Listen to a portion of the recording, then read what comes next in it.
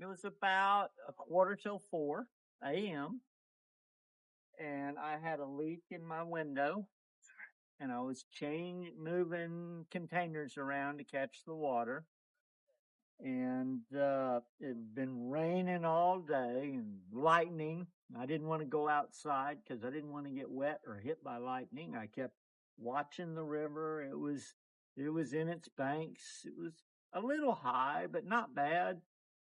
Every time it would flash, I would check it, and then at some point, I couldn't find the river, and so I went out on my back deck, which you'll see in a minute, and the river was about that far from coming over the back deck, which is, I would say, about 10 feet higher than it's ever been.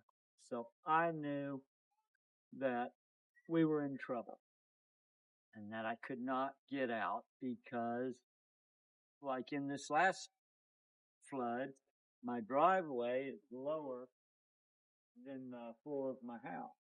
So when I looked out here, there was so much water coming this way, I knew it was impossible for me to escape. So I got my phone and started calling people and waking them up and telling them, we're in trouble. You need to wake up. You need to move to higher ground if you can. If you cannot, you need to grab an axe or something and go up into your attic. I called, there were people next door to me, not the homeowner, but his children and their children, his grandchildren. And so I didn't have their number. I had his brother in Austin's number. So I called his brother in Austin. This is, 3:45 in the morning. What? And I told him, you need to get up now because your brother and your sister-in-law and your nieces and nephews are in harm's way and need to wake up and get out or they could be hurt badly. And that's what happened. And the water just kept coming up, and pretty soon it started blowing the doors in and the windows out, and there were trees coming through. And I thought at one point that the house was going to let go and I needed to try and escape. So I had a leash on him. I had on a life jacket, and I put him tightly underneath my arm and carried him. And as soon as I got to the base of the stairs, the water was rushing through my house. It picked me up and there's a crawl space underneath. You can see that doorway underneath my house. Well, this house extended out, so this was all underneath my house, and it wanted to suck me underneath the house. But he wasn't going to let me go under there, and I wasn't willing to go under there. And I just pulled myself around and went upstairs. And I had been screaming for probably 40 minutes at that point, thinking that I was not going to make it. And I just completely relaxed. I went from being just crazy afraid to I resigned myself to my fate. And I thanked God for the life I had lived. And Fidel and I just sat upstairs and waited for whatever was going to come next. And thankfully, what came next was the water came up about 6 feet in the house. And then I was counting stairs as it would go up the stairs. And then it began to go down. And I knew at that point we were going to be okay. I could see my car right where my white truck over there. It was doing pirouettes on its nose, just spinning in place, all the alarm going off, all the lights going on. And then I began to see lights on my ceiling, and it was someone from the volunteer fire department that was across the road in this field over here, and he was yelling at me, are there people in that car? Because he was thinking that they needed to do a water rescue before they drowned. And I told him no, but that there were 7 people, about 5 houses up in an attic, and I was very concerned whether or not they were alive, and that there were 4 people in this house, and I don't know if he could understand me because the river was so loud, but eventually the water went down and he and I climbed through the mud and all the debris and the furniture, and none of that fencing was up anymore, and we escaped that way. And if you want to see how powerful the water is, follow the one side and just blew out the back side. Wow. Cinder block wall. Wow. That's not there. That's the big block. Mm-hmm.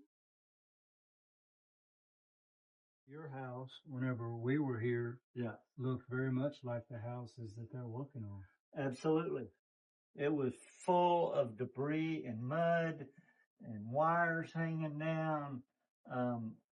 Yes. It was good that you pointed that out to them.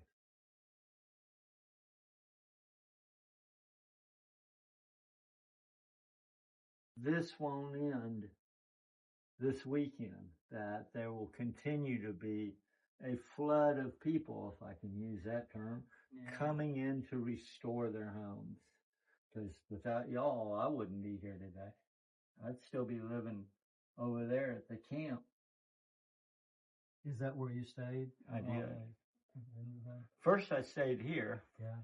Fed the mosquitoes. Yeah. Because there were no, none of these glass doors were there. There was no air conditioning or electricity. There were no screens on the windows. The closest bathroom was at the park on the corner. It was rough. This was all uneven. This is the deck that I went out to, and the water was just about that far from coming over, and it eventually came up to about here. So, over my head. And the things you don't think about, all of the furniture floated up, or those that would float, and there were some big furniture in the entryway. They blocked all of my exits. The house was full of ants, and who knows what else was in that water. I can tell you that I'm still finding fish skeletons in my garage, on shelves, and places where we didn't scrape it down to the bare studs. And if I bang on the wall, debris still comes out between the joints of this lapping gap. That's okay. Those scars I welcome because they remind me of what took place here. How high? I think you told me, you said when it was at the deck, that was about 10 feet higher than you had seen it in your whole lifetime. Easily, yes. So it went 15, 16 feet above what you had ever seen.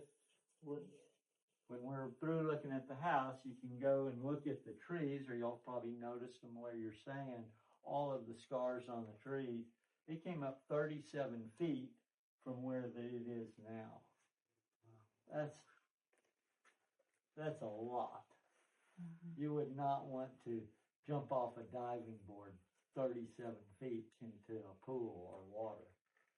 I mean, it would be scary. 10 feet kind of makes your knees go weak. So,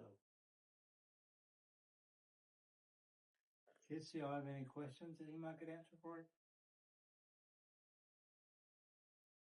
God's given us a unique experience to be able to talk to somebody that went through it and be willing to tell a story. I appreciate that very much. Is it how easy was it just to get upstairs? It was very difficult. There was white water coming through the house, enough force it didn't just break the doors, it took the door jamb, where the door goes, where y'all been removing all the screws and nails today, it just tore all of that out and threw it inside the house. Around the corner is my bathroom, and that was where what it did was it pushed the back wall open, and so the water was coming into the house. Of course, I couldn't tell where it was going, and it was dropping through the floor. And so it wanted to suck me down through my kitchen and down into that floor. And what I did was I grabbed hold of these railings on the stairs and just pulled myself. And as soon as I got around the corner of that stair there, the water pushed me up the stairs. And that's where Fidel and I sat, was just at the top of those stairs, counting the stairs as the water went up. I had my phone for a while, and so I was able to communicate with a few people. Everybody that I called had been asleep. In this recent disaster, I didn't wake up a single person. They were all watching the river. And in the flood that destroyed the homes that y'all are working at, as we're watching this, looking this way, I didn't think until much later to go look out my front door, because I was so concerned about what was happening here. And where the real danger was happening was behind me. As the water was coming off those hillsides, it was dragging rock and debris. You can look on the side of my house, there's a lot of erosion, and just scouring the land as it came down.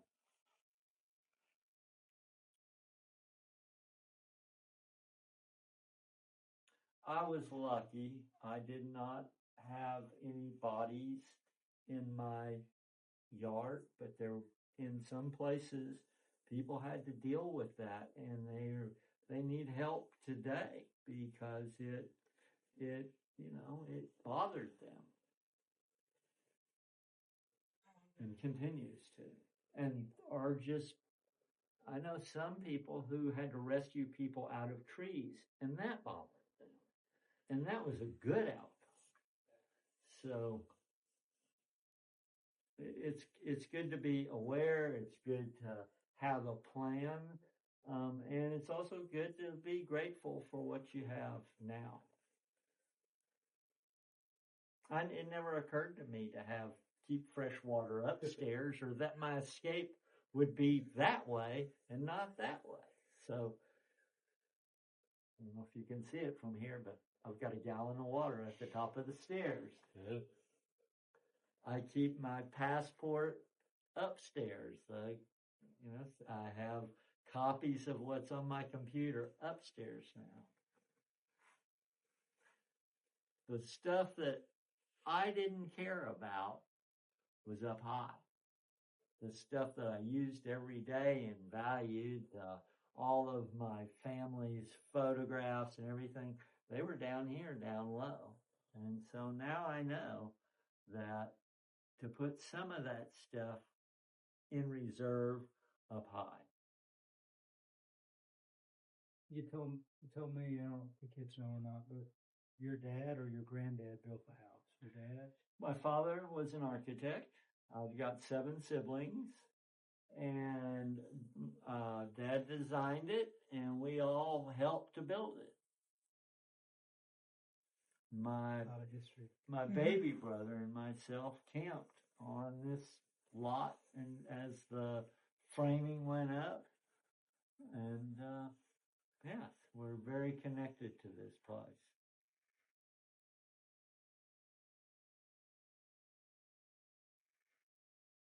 So a year ago, you were, devastated with the loss of everything, and now you're helping people in the same position you were. Yeah. When did that kind of switch go from being I was having a terrible time coping, and I was getting therapy. I was going to see doctors. I was talking to people. I cried for probably 8 months every single day. Understandable. And then what I decided I needed to do was follow my friends who were working here up the river. Well, I went up to Casa Bonita, which is just a mile and a half that way, and worked on some of those structures. And I went to Japonica Hills, and some of these places, well, both of them, Japonica Estates and Casa Bonita, those used to be rentals. They weren't homes that people lived in. They were just summer rentals. And my family would come up here before we had this house, and we would rent a place and we would stay, because my mother was not going to go camping with 8 kids.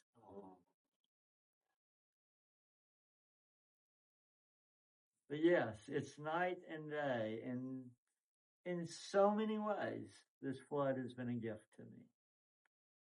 I wouldn't trade the experience of being here, of seeing the goodness in all of y'all for anything in the world. It's been the greatest experience of my life.